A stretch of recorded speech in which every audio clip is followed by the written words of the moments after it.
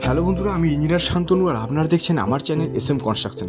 বন্ধুরা, আজকে যে গুরুত্বপূর্ণ ভিডিওটি নিয়ে আপনার সামনে হাজির হলাম সেটি হলো, আপনারা অনেকেই বাড়ি বানাতে চাইছেন এবং আপনারা চাইছেন আপনার বাড়িটি যেন সত্যিকারেরই একটি শক্তিশালী বা মজবুতি বাড়ি হোক, এটাই চাইছেন। এবং আপনারা বুঝতে পারছেন না কোন কোন বিষয়গুলি ফলো করলে আপনার সত্যিকারের বাড়িটা ভালো এবং শক্তিশালী মজবুতি বাড়ি হবে। তো আমি আপনার সামনে ইঞ্জিনিয়ার শান্তনু চলে এসেছি আমাদের সামনে কিছু পয়েন্ট তুলে ধরার জন্য এবং সেই পয়েন্টগুলো ফলো আপ করার জন্য, যাতে এই পয়েন্টগুলো লক্ষ্য রাখলে বা এই বিষয়গুলো লক্ষ্য করলে আপনি পারলেই আপনার বাড়িটা সুন্দর শক্তিশালী বাড়ি বানাতে পারবেন। তো চলুন ভিডিওটা শুরু করা যাক। ভিডিওটা শুরু করার আগে বলছি, ভিডিওটা একটু বড় হতে চলেছে, তাই বলছি স্কিপ করবেন না। স্কিপ করলেই কিন্তু আপনি গুরুত্বপূর্ণ পয়েন্টগুলো কিন্তু আপনি স্কিপ করে যাবেন। তাই স্কিপ করবেন না, মনোযোগ সহকারে দেখুন এবং ভিডিওটি অবশ্যই ভালো লাগবে। ভিডিওটি তাদের জন্যই গুরুত্বপূর্ণ হতে চলেছে যারা বাড়ি বানাবেন বলে ভাবছেন, যারা চিন্তায় আছেন আপনার বাড়িটা কীভাবে ভালো হবে, যারা চিন্তায় আছেন, যারা বাড়ি করছেন তারাও চিন্তায় আছেন যে বাড়িটা ঠিকঠাক হচ্ছে কিনা, কোন কোন বিষয়গুলো লক্ষ্য রাখলে আপনি সত্যিকারে ভালো বাড়ি বানাতে পারবেন। সেই বিষয়গুলি আমি আপনার সামনে আজকে কিছু 10 থেকে 12টা পয়েন্টের মাধ্যমে আমি তুলে ধরার চেষ্টা করছি। চলুন ভিডিওটা শুরু করা যাক। প্রথম পয়েন্টে যেটা বলবো যে একজন অভিজ্ঞ ইঞ্জিনিয়ার নিয়োগ করুন। একজন অভিজ্ঞ ইঞ্জিনিয়ার নিয়োগ করুন আপনার বাড়ির জন্য। বাড়ির কাজটা কিন্তু ছেলে খেলা না। আপনি পয়সা কষ্ট করে ইনকাম করেছেন, করে আপনি বাড়ি বানাচ্ছেন, লাখ লাখ টাকা খরচ করছেন, আপনার মিস্ত্রিকে দিয়ে বাড়ি বানাচ্ছেন। অবশ্যই মিস্ত্রিকে দিয়ে বাড়ি বানাবেন, ইঞ্জিনিয়ার তো করবে না। কিন্তু ইঞ্জিনিয়ারের প্ল্যানিং যদি চলেন, ইঞ্জিনিয়ার প্ল্যান দিয়ে আপনি নকশা করে কাজ করছেন, করার পরে আপনি ওই ইঞ্জিনিয়ারকে দিয়ে যখন সুপারভাইজ করছেন, সেই কাজে নিয়োগ করেছেন, 20 থেকে 30 হাজার টাকা খরচ হবে হয়তো হার্ডলি সব বিষয়ে। কিন্তু ওই ইঞ্জিনিয়ার হয়তো ডেলি আসবে না, কিন্তু আপনার গুরুত্বপূর্ণ পার্টগুলো যেগুলো ফুটিং ঢালাই আগে রড চেকিং, কলাম ঢালাই আগে রড চেকিং, স্টিরাপগুলো ঠিকঠাক আসছে কিনা, হুকগুলো ঠিক আছে কিনা, 135 ডিগ্রি হচ্ছে কিনা, স্পেসিংগুলো ঠিকঠাক আছে কিনা, একমাত্র ইঞ্জিনিয়ার করতে পারেন। ল্যাবগুলো কোথায় হচ্ছে, ঠিকঠাক পড়ছে কিনা, ল্যাব ভুলভাল জায়গায় ফেলছে না তো, কলামের ল্যাবগুলো ঠিকঠাক আসছে কিনা, কলামের ল্যাবগুলো বিমের মধ্যে চলে আসছে কিনা, সেইগুলো কিন্তু একজন ইঞ্জিনিয়ার কিন্তু লক্ষ্য করে দেখতে পারবে। একজন মিস্ত্রি কিন্তু জেনেও কিন্তু ইচ্ছাকৃত বা অনিচ্ছাকৃত ভুলগুলো করে থাকে। সেইগুলো ভুলের কোনো মাপ হয় না। আপনি পয়সা কষ্ট করে ইনকাম করেছেন, কাজ করছেন, আপনি চাইছেন ভালো একটা বাড়ি বানাতে, কিন্তু মিস্ত্রি কিন্তু ভুল করে দিল আইরে হয়ে গেল, আর কী করবো, এগুলো এরকম হয়ে যায়, কিছু করার নেই। এরকম কত বাড়ি বানিয়েছে, তাদের এরকম কথাবার্তা চলে, এরকম ডায়লগ শুনতে পাওয়া যায়। কিন্তু এগুলো কিন্তু আপনি তখন কিন্তু মাথায় হাত দিয়ে থাকলেও কিন্তু কেউ কিন্তু ওই রক্ষা করতে পারবে না। আমরা বিল্ডিংটা যে কোনো মুহূর্তে কলাপস হতে পারে বা বিল্ডিংটা ক্ষতিগ্রস্ত হতে পারে। তো তাই বলছি, একজন ভালো ইঞ্জিনিয়ার নিয়োগ করুন, সেই ইঞ্জিনিয়ারকে দিয়ে সুপারভাইজ করুন। 20 থেকে 30 হাজার টাকা হয়তো খরচ হবে এক্সট্রা, কিন্তু আপনি সুন্দর একটা শক্তিশালী এবং ভালো মজবুতি বাড়ি বানাতে পারবেন এবং স্বপ্নের বাড়ি বানাতে পারবেন।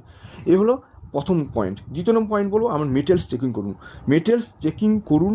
মেটেরিয়ালসের কোয়ালিটি যাচাই করুন। প্রথম পয়েন্টে আমি প্রথমে আসবো রডের চেকিং।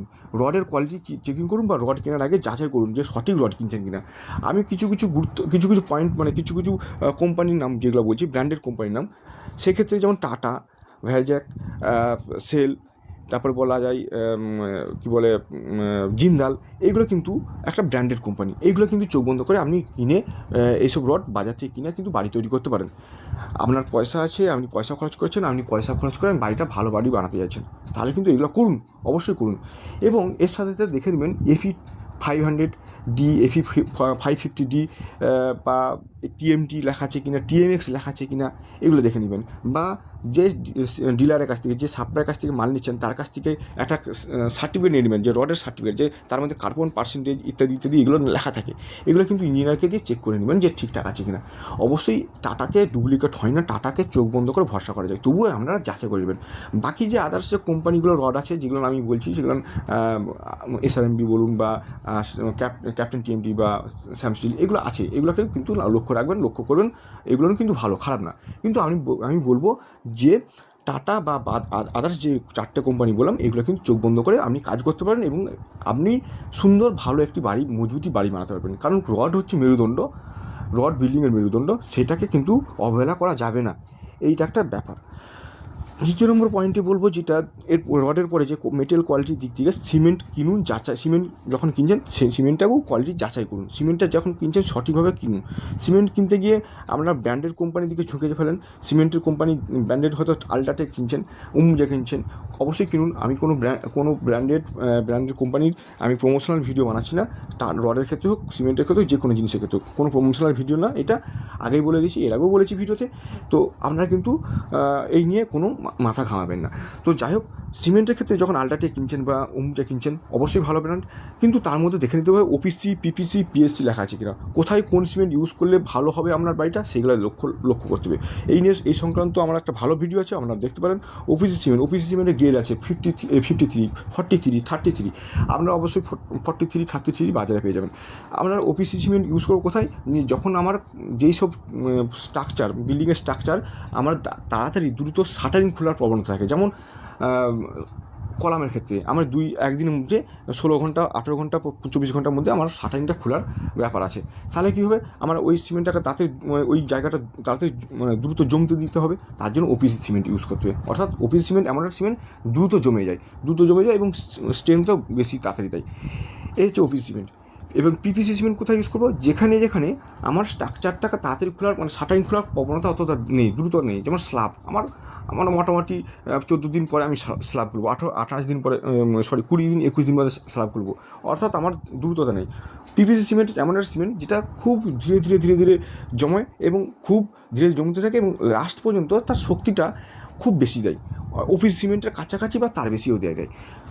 ফাউন্ডেশনে ইউজ করবো, বিমে ইউজ করবো, আমার স্ল্যাবে ইউজ করবো এই পিপিসি সিমেন্ট। এবং পিপিসি সিমেন্ট আমার গাঁথনি প্লাস্টারের কাজেও ইউজ করতে পারবো। PSC cement Portland slug cement, অর্থাৎ কোথায় ইউজ করবো, যেখানে আমার সালফেট অ্যাটাক বেশি হয়, জলা জায়গা, ওয়েট ল্যান্ড, সেসব জায়গাতে পিএসসি স্যান্ড ইউজ করবো, অর্থাৎ পিএসসি সিমেন্ট ইউজ করবো। অর্থাৎ এইগুলো আমার কোথায় ইউজ করতে হবে তার উপর নির্ভর করে আমার সিমেন্টটা কিন্তু কিনতে হবে, এবং সেখানেই কিন্তু এই গ্যারাকলটা ব্যাপারটা থাকে। এটা কিন্তু কোনো মিস্ত্রি বা কোনো আপনি সাধারণ মানুষ আপনারা বুঝতে পারবেন না, জানেন না।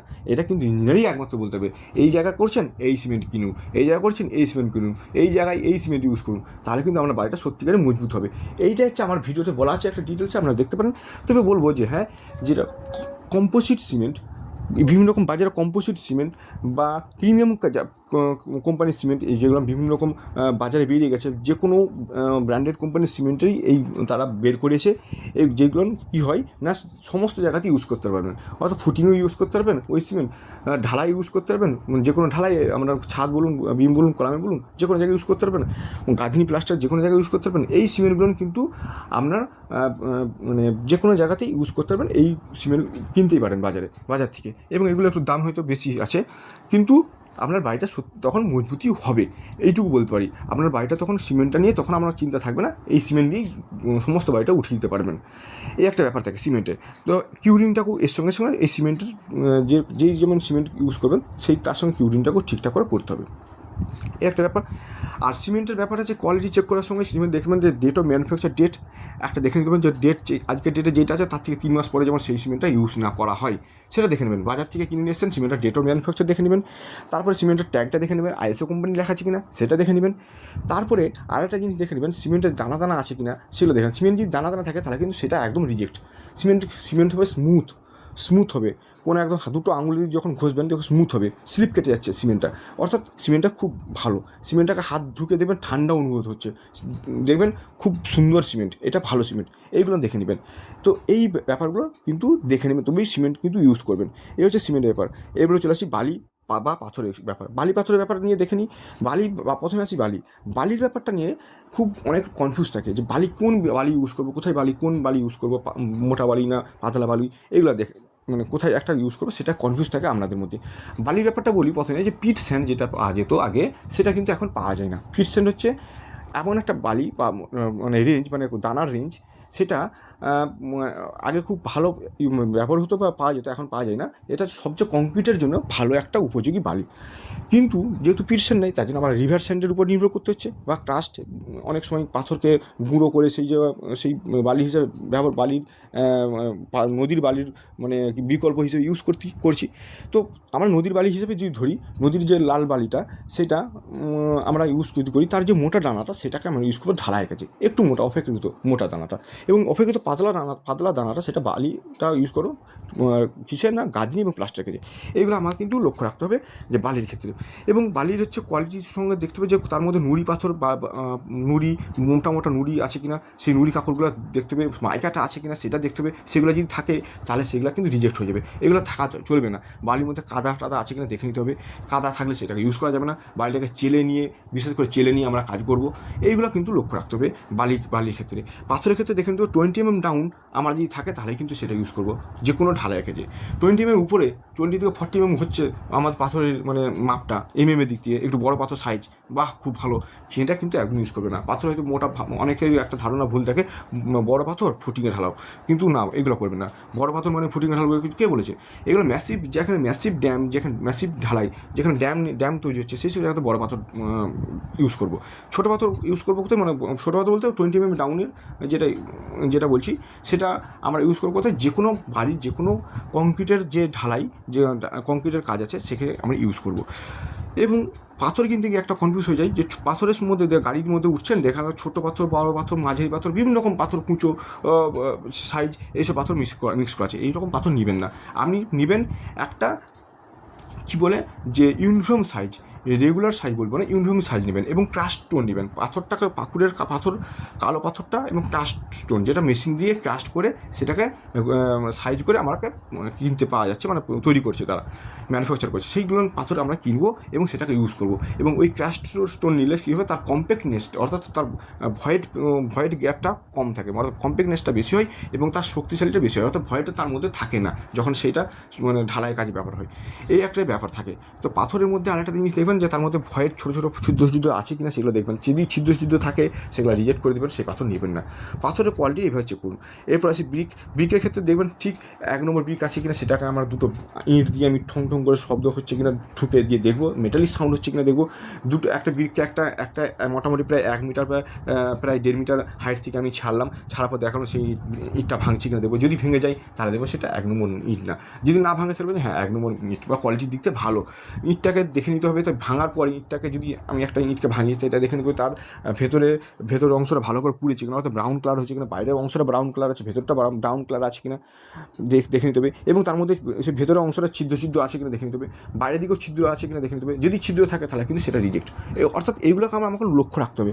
একটা ইট কিন্তু কিনতে গেলে আমি কিনে নিলাম হয়ে গেলো, লাগিয়ে দিলাম হয়ে গেলো, এরকম না। আমি 1 নম্বর ইট কিনছেন, পয়সা দিয়ে কিনছেন 1 নম্বরে, কিন্তু দেখালো আমরা 2 নম্বর 3 নম্বর ইট দিয়ে দিচ্ছে, সেটা কিন্তু চলবে না বাজারে ভাই। এইগুলো কিন্তু কোয়ালিটির সঙ্গে কম্প্রোমাইজ করা যাবে না। বিল্ডিংয়ে কাজ করছেন, কোয়ালিটির সঙ্গে কম্প্রোমাইজ করবেন না, মেটেরিয়ালসের কোয়ালিটির দিক দিয়ে, তো তবেই আমরা কিন্তু বাড়িটা ভালো হবে। তো ব্রিকের ক্ষেত্রে এরকম ঠিক, ইট কিনতে যাচ্ছেন, ইটের যাচাই করে নিন ইটের মাটিটা কোথা থেকে হচ্ছে, কোন জায়গা থেকে ইটটা তৈরি হচ্ছে, সেইগুলো দেখে নিন। এই নিয়ে এই সংক্রান্ত একটা ভালো ভিডিও আসবে অবশ্যই, তো এইগুলো কিন্তু ফলো করে নেন। এরপরে আসে আরেকটা কথা, ব্রিকের মধ্যে সাদা সাদা প্যাচেস যেগুলো থাকে সেগুলো দেখবেন। ইটটা হয়তো ভালো করে পুড়েনি, একদিকে ব্রাউন আছে একদিকে সাদা আছে, এগুলো কিন্তু লক্ষ্য রাখবেন। এগুলো কিন্তু পরবর্তীকালে কী বলে যে ড্যাম তৈরি হওয়ার একটা প্রবণতা থাকে, অর্থাৎ জল শোষণ করে নেওয়ার পর ওইগুলো ড্যাম তৈরি হয়, ওখান থেকে সালফেট অ্যাটাক অলরেডি হয়ে গেছে, অর্থাৎ ওখান থেকে সে ওই জায়গা বিল্ডিং ওই অংশগুলোতে দেওয়ালে ড্যাম তৈরি করে নিতে পারে, এইগুলো কিন্তু লক্ষ্য রাখবেন। তো এই হচ্ছে মেটেরিয়ালসের কোয়ালিটি। এরপরে যেটা আসবো যে 3 নম্বর পয়েন্টে, কংক্রিটের মশলা তৈরি করার সময় রেশিওটাকে ঠিকঠাক করুন। আমি 1:3 1:1.3 মানে 1:1.5 মানে 3 1.5 আমি রেশিওতে করছি কংক্রিট মশলাটা, সেটা আমি কিন্তু ওইটাই করি। সেক্ষেত্রে আমি 1.5 জায়গায় মানে 1.5খানা বালির জায়গায় 2খানা বালি দিতে পারি, 2 ভাগ বালি দিতে পারি। এটা হচ্ছে বাল্কিং অফ স্যান্ডের ব্যাপার আছে, এটা পরবর্তীকালে এই নিয়েও ভিডিও আসবে, হ্যাঁ আস্তে আস্তে করে। তো এই ব্যাপারগুলো দেখে নিতে হবে। আমি অর্থাৎ 1 2 3 এই রেশিওতেই আমি যেমন ঢালি, আমি অযথা 2-এর জায়গায় 3 করবো বালিটা, দুটো জায়গায় 3টে বালি করে দিলাম, 3টের জায়গায় 4টে পাথর করে দিলাম, এটা কিন্তু করবেন না, তাহলে কিন্তু কোয়ালিটির সঙ্গে কম্প্রোমাইজ হয়ে গেল।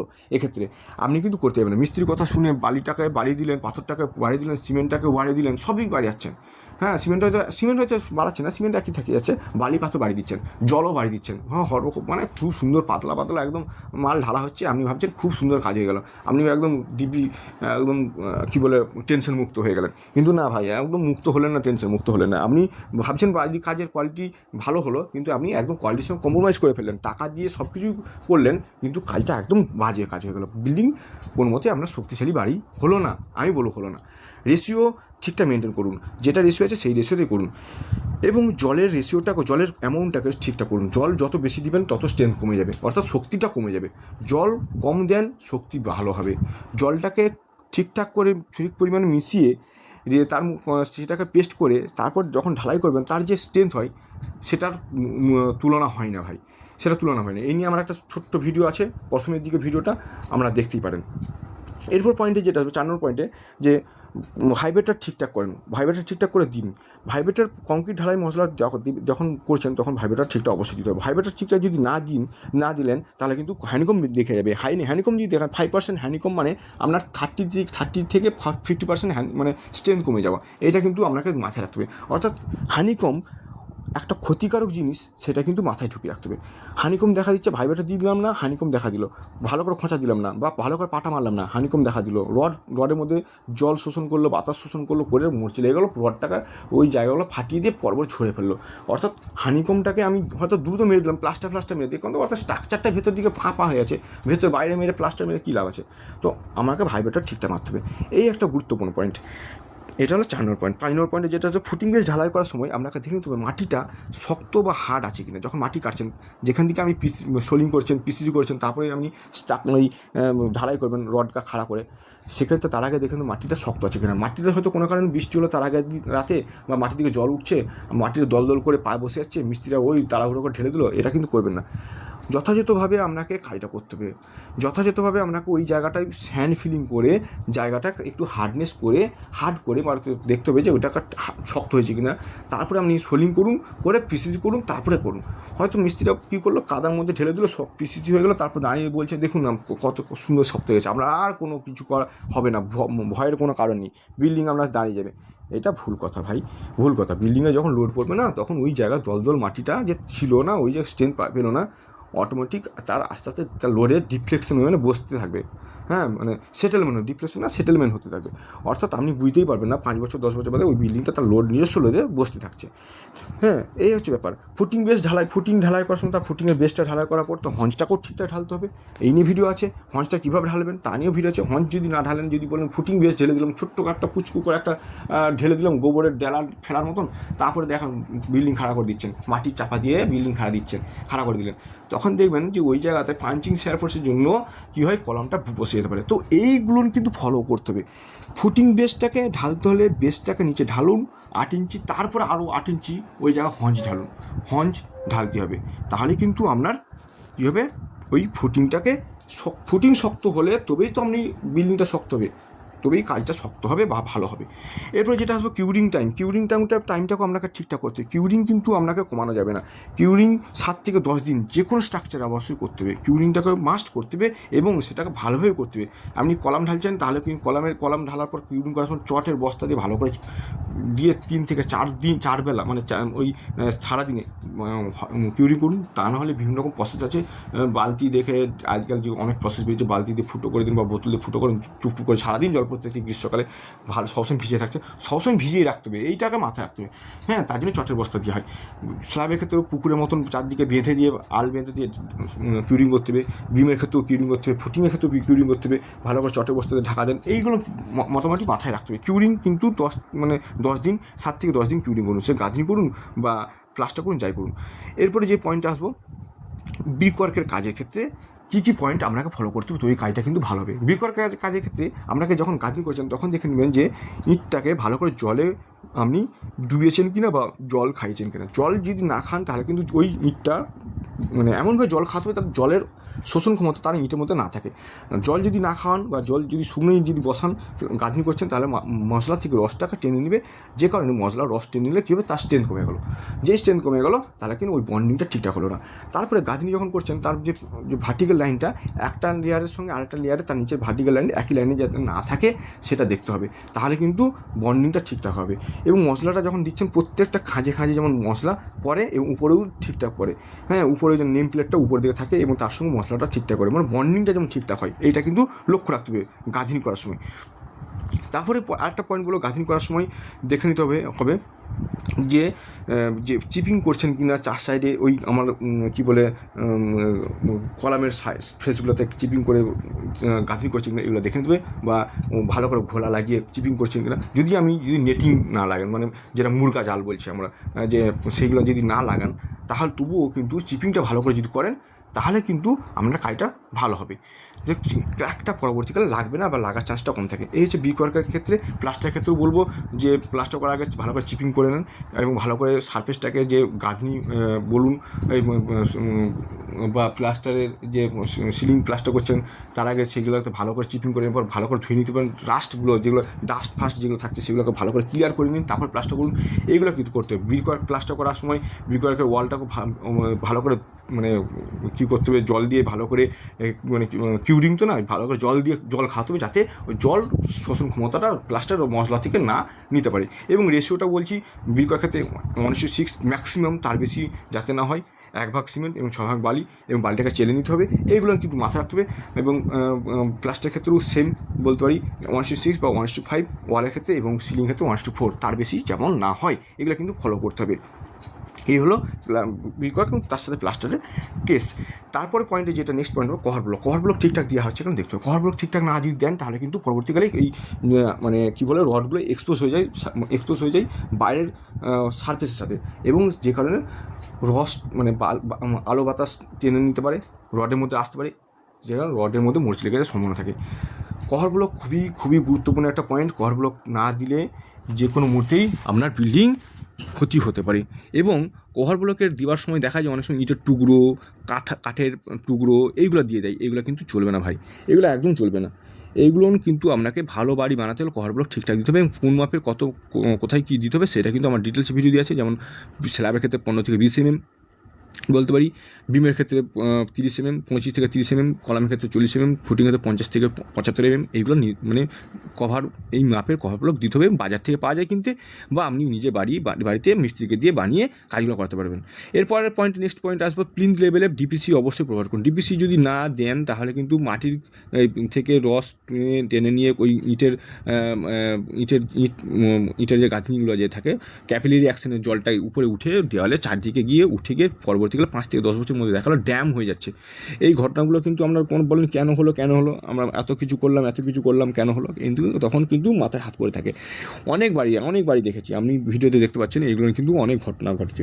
ডিপিসি না করার জন্য এই ঘটনাগুলো ঘটে। তো অবশ্যই ডিপিসি 25 থেকে 50 mm একটা থিকনেসের ডিপিসি করুন চারিদিকে, বিল্ডিংয়ের চারিদিকের ওয়ালে, অবশ্যই আউটার ওয়াল হোক আর ভেতরের ওয়াল হোক, সব দিকেই করুন। ডিপিসি অবশ্যই মাস্ট প্রোভাইড করুন।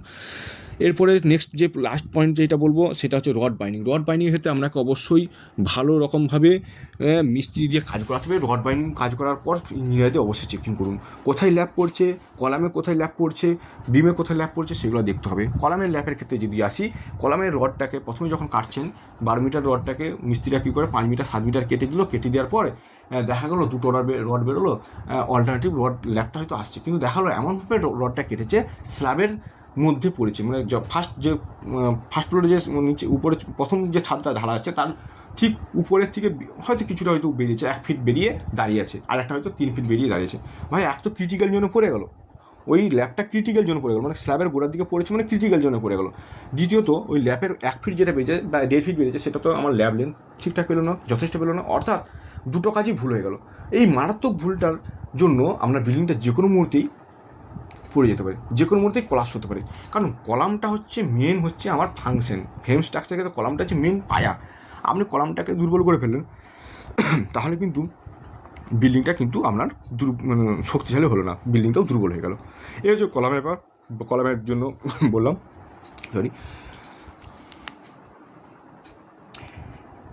এরপর আসি বিমের ক্ষেত্রে ল্যাপটা কোথায় দিতে হবে সেটা দেখে নিতে হবে।